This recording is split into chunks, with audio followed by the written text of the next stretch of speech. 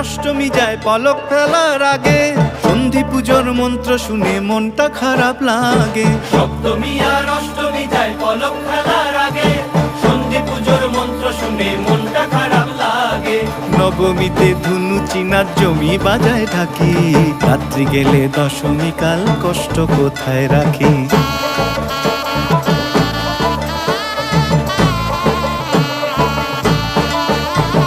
সিঁদুর খেলার পরে উমা যাবে বিসর্জন,